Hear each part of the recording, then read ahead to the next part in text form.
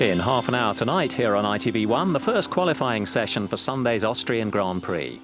But just when you thought it was safe to go out on a Friday night, along comes a chilling London mystery.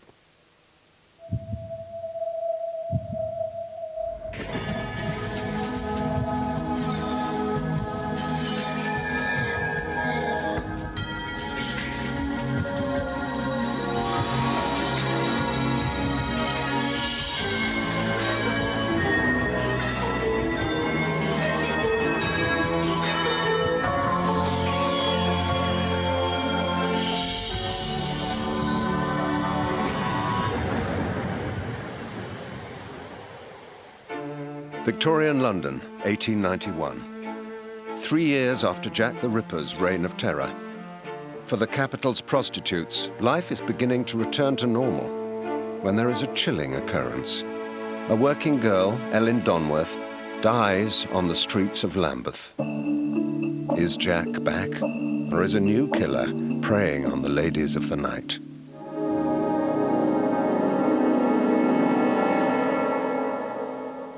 London in the 1890s was a teeming, heaving city of gaslight and fogs. The men dressed in tall silk hats, the women in bustles and bows. But for those who were poor, like Ellen, life was hard. Houses were overcrowded and disease was rife. It would be easy to understand why she turned to a life on the streets. The economic attraction of prostitution was always going to be great. They could earn 7, 10, 12 times as much a year as they'd previously done as a domestic servant or as a factory worker or whatever. Many of these unfortunates, as they were known, lived south of the river. Lambeth was so notorious by the end of the 19th century that Waterloo was jokingly referred to as Hortaloo. Lambeth's prostitutes plied their trade with the hundreds of music hall goers and commuters who passed through the area. In the 1890s, there were something like 10 or 12 theatres and music halls packed into Waterloo. And there was no shortage of clients.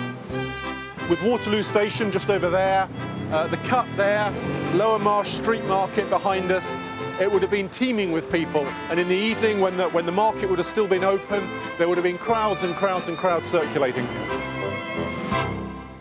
But behind the fun and frolics, there was a darker side to life.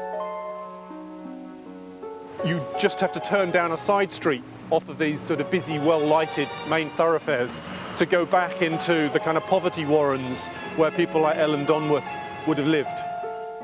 Women like Ellen may have been attracted by the money, but they had chosen a dangerous lifestyle. The life of the average prostitute in Lambeth, or anywhere else for that matter, in the 1890s was generally nasty, brutish and short. Unwanted pregnancies, backstreet abortions and alcoholism were just some of the risks they faced. It's not really surprising that huge numbers of prostitutes finally ended up by committing suicide. With few brothels in London, women carried out their business in their own homes or out on the streets. They were easy prey for unsavory characters.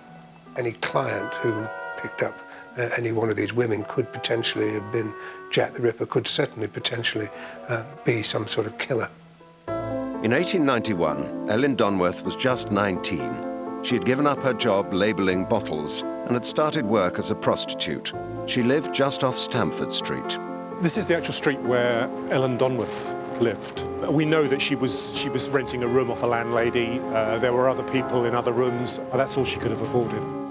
On the 13th of October, Ellen received a note from a stranger, a man called Fred. He asked to meet her at the York Hotel on Waterloo Road. She hoped he would become a regular client. He was dressed in the style of what the Victorians called a nut. That's a K-N-U-T. A rather dashing silk-lined cloak, a gold-top cane, a very tall silk hat. He was a passably attractive man, so therefore she would have thought she was in the presence of some very grand person and been very impressed.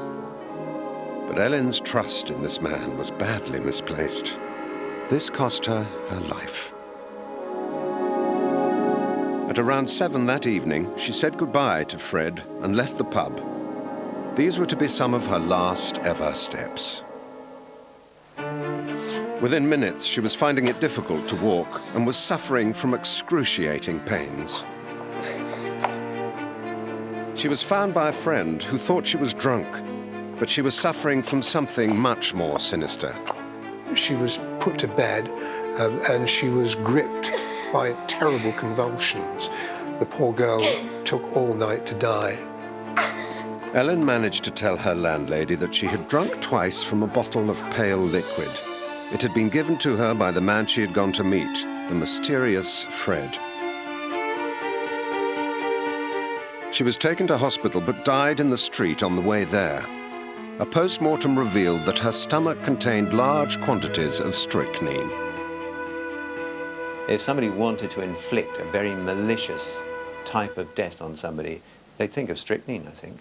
It will cause convulsions within about 10 to 15 to 20 minutes, and they get worse and worse as the blood levels increase. It's a really painful death. I think it's almost unimaginable, it's so horrible. Her death shocked the prostitute community of Lambeth. It was a very local affair.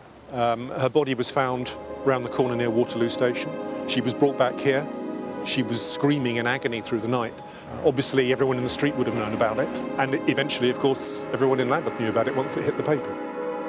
And these women had every cause for concern. The killer, whoever he was, got some kind of amazing buzz out of it and couldn't wait to do it again. Fred was seen with another woman just a week later. Her name was Louisa Harvey, or Lou Harvey. She met this odd man opposite Charing Cross Underground Station. That night they went to a pub for a drink, and after that walked down to the embankment where this man pressed her to take 2 long white pills which he'd produced from his waistcoat pocket. They were wrapped in tissue paper. When the man was satisfied that Lou Harvey had indeed swallowed the pills and followed them up with the figs, he suddenly, out of the blue, cancelled their plans to go on to the music hall, which was the arrangement, turned on his heel and walked off into the darkness. What then happened to this young prostitute was a complete mystery. Louisa Harvey, to all intents and purposes, vanished. 6 months later, there was still no sign of her, but she was not to be Fred's last victim. 2 girls living in Stamford Street, Alice Marsh and Emma Shrivell, befell a similar fate. This area, Stamford Street and Waterloo Road Junction, was known as Misery Junction. In April 1892, they had a dinner of tinned salmon at their home in Misery Junction with a man they had recently met. In a room, an upstairs room like this, one of them was found foaming at the mouth, standing at the bedroom door, and her companion lying groaning on the bed. Both women died agonizing deaths that night, and once again, the cause was strychnine. When asked why they had taken pills from a stranger, one said he was no stranger, he was a doctor. The public have always had trust for doctors. These girls were prostitutes, so they would have been more compliant and agreeable to keep their clients happy, I think. After their deaths, an intriguing development took place. A Dr. Joseph Harper of Barnstaple in Devon received a blackmail letter. It was signed by someone calling himself Murray, who claimed to have proof that Dr. Harper's son, who was a medical student, had poisoned Alice Marsh and Emma Shrivell. Dr. Harper, like any other parent, would have felt absolutely horrified at having his son accused of murder. Dr. Harper's son, Walter, did work in Lambeth. So could he have been the culprit? Well, he must have found himself in a horrible predicament because he had been accused of murder, and therefore he was expected to put up some kind of defence against the accusation. He clearly would have had access as a young medical intern to the strychnine, which was the method of poisoning Shrivell and Marsh. But in fact, there was really no evidence, apart from the allegation made boldly in the letter, to suggest that Dr. Harper Jr. had in fact had any involvement with the women or had any responsibility for their death. The blackmailer accused Walter Harper of poisoning the two women, but the letter was sent before their post-mortems. So who had written these letters? The blackmailer had to be someone who had inside knowledge. Murray, whoever he was, the writer of the letter to Dr. Harper, could even have been the killer. A number of blackmailing letters were sent in connection with the murders. The most puzzling mentioned another young prostitute, Matilda Clover. They knew she was a prostitute, they knew she was dead, but they thought that she died of drink. They had not suspected murder. Her death had gone unreported in the papers. So how did this mysterious blackmailing letter writer know that she'd been killed and furthermore had been poisoned? The police thought that it was just the work of a lunatic, and therefore they discounted that letter completely when they received it. With 3 girls dead and the murderer still prowling the streets of London, the police were under pressure to catch the killer. But they had a number of questions still to answer. Were the poisoner and blackmailer one and the same? Had Matilda Clover really died of alcoholism? And who and where was Lou Harvey?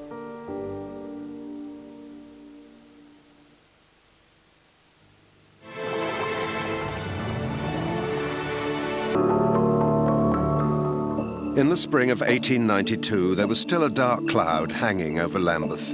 3 prostitutes had been horribly poisoned, and one had disappeared without trace. The killer was still on the loose, and the clock was ticking for Scotland Yard to track him down. The detectives of the day would have clamped a bowler hat over their ears and put on a heavy overcoat and stomped off, making door-to-door inquiries. Using these methods, there was a breakthrough. The police found a major suspect. A tall, dark man called William Slater was not only found in possession of strychnine, but had been seen in Ellen's company around the time of her death. The police thought they had found the killer. In fact, it was a dead end, and Slater was, in fact, charged with an entirely unrelated murder. On the 16th of April, a local newspaper reported that a man called Clifton had been seen with the Stamford Street girls on the night of their deaths. The police frantically searched for more evidence, but luck was against them. There was nothing else to actually link him with their death, apart from that fact that he had been with them.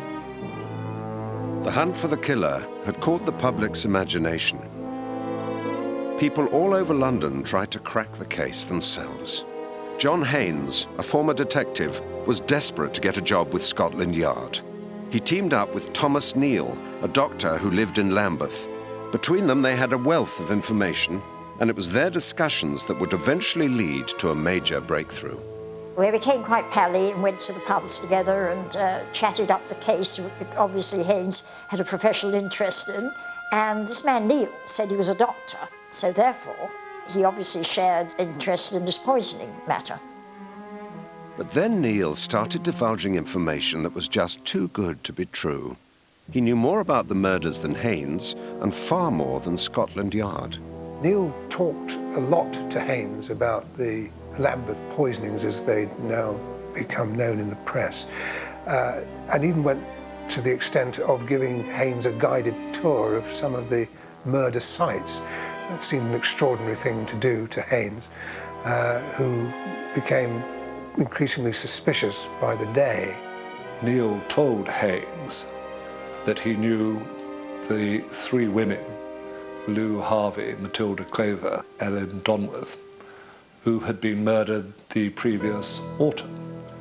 At that time, it was not known that Matilda Clover had been poisoned. And as far as Lou Harvey was concerned, there was absolutely no evidence at all that she was dead. Well, this aroused Haynes' suspicion, being a detective or an ex-detective, because he wondered how Neil knew about these matters. At first, Haynes wasn't sure about Neil. Was he a fantasist, or was he harboring a sinister secret? As time went on, Haynes did become more concerned that what he was being given was not false information, but information with at least an essential factual basis to it. Although slightly perturbed, Haynes saw a way of furthering his career. He went to Scotland Yard, they were very interested in what he told them. What the authorities did know was that the blackmailer, whoever he was, had mentioned these women by name in the course of his extortionist letters. So the thought at this stage was perhaps that they were on to the trail, not necessarily of the murderer, but at least on the trail of the blackmailer. In late April, house-to-house inquiries in Matilda Clover's neighbourhood proved crucial to the investigation. They found someone living with her who described Matilda Clover's last symptoms, and they certainly matched up in terms of what they knew about the deaths of Ellen Donworth, Alice Marsh and Emma Shrivell. On the basis of this information, the police investigation picked up pace. It seemed they had another murder on their hands.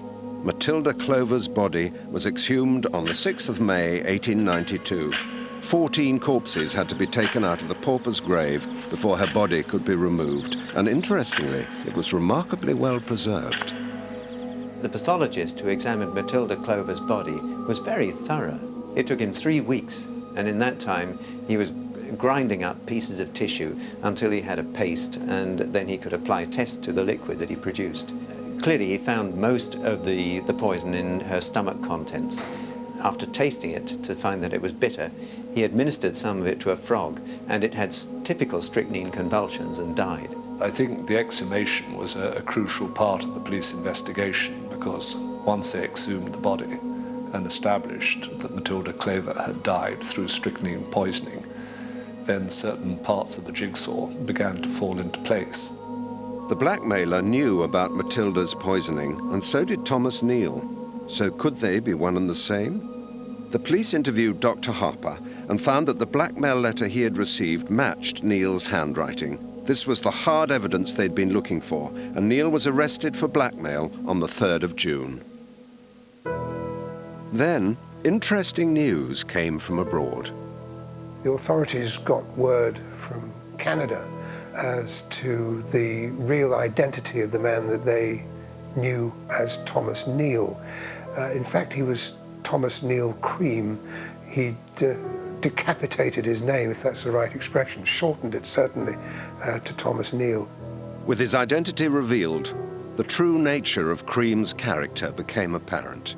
Across the Atlantic, he was known as an abortionist, blackmailer, and convicted murderer. With this new information, the police were sure Cream was involved in the 4 murders and the strange disappearance of Lou Harvey. Time was against them, but more interviews with Matilda's friends proved crucial to the investigation.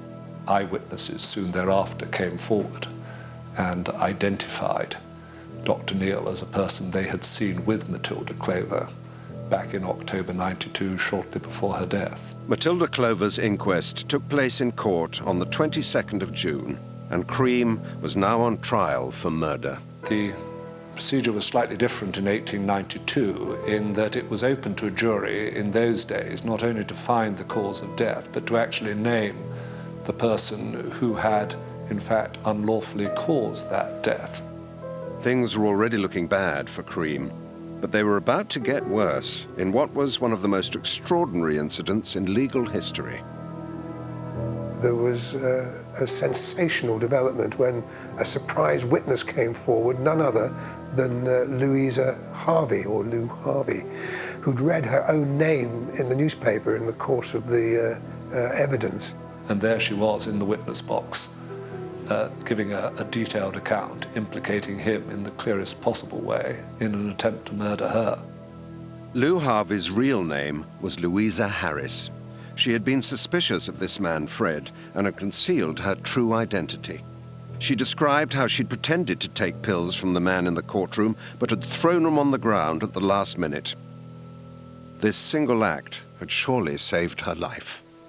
Well, as you can imagine, he was completely stunned. He almost couldn't believe his eyes. He'd been sitting quietly, but then looked at this woman, took his glasses off, literally rubbed his eyes, as if to say, I just cannot believe what I'm seeing here. It was quite obvious at that point, if anybody had been in the court, that guilt was written all over his face, because he knew that she was alive when he thought she was dead. On the 13th of July, the jury found that Matilda Clover had died of strychnine poisoning, and that the strychnine had been administered by Cream with the intent to murder. As well as the blackmail letters, Cream was eventually charged with the murders of Clover, Donworth, Marsh and Shrivell, and the attempted murder of Lou Harvey. I think it had a particular dramatic tension because the defendant was, on the face of it, a respectable professional man, and the victims were prostitutes who in those days were considered as utterly degenerate. But when it became apparent that the case against him was overwhelming, I think public opinion swung totally against him. And in a way, the fact that he was a middle-class professional compounded in people's minds the evil of what he'd done and the evil of who he was. The trial took place at the Old Bailey in October 1892, and the jury took just 10 minutes to find Cream guilty. In Victorian times, I think the juries were out for very much shorter times than they are in most criminal trials today, but even by their standards, to return verdicts of guilty on all of those counts within 10 minutes must have been close to a record, particularly as the jury, of course, knew that the inevitable consequence. Cream was hanged on the 15th of November 1892, but incredibly, he could have escaped prosecution altogether. You do have this extraordinary situation in which he really convicted himself. Unfortunately, he committed blunder after blunder and was an absolute egomaniac who thought that everything he did was right and he couldn't fail and had enormous self-confidence and had a lust for murder. But Cream had one last secret. His last words were, "I am Jack thee." And then he went to his maker. So was he Jack the Ripper? Most people believe that he was in jail in 1888 during the Ripper murders. But I have reason to believe that he was not in jail and that he bribed his way out. I think it's a great stretch of the imagination to imagine that someone like Cream could have organised things in such a way. If one accepts that his last words before the noose tightened were, "I'm Jack the," it's always open to speculation that what he intended to say was, "I'm Jack the lad," and not Jack the Ripper. But Cream is more than just a Ripper suspect. He has his own place in history as one of London's most prolific serial killers. Cream was convicted and hung and has been forgotten. The Ripper was never found and has never been forgotten.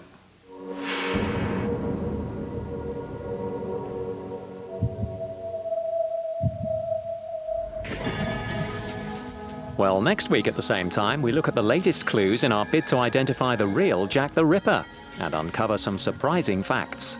Another London Scary Mystery for you next Friday at 11:35.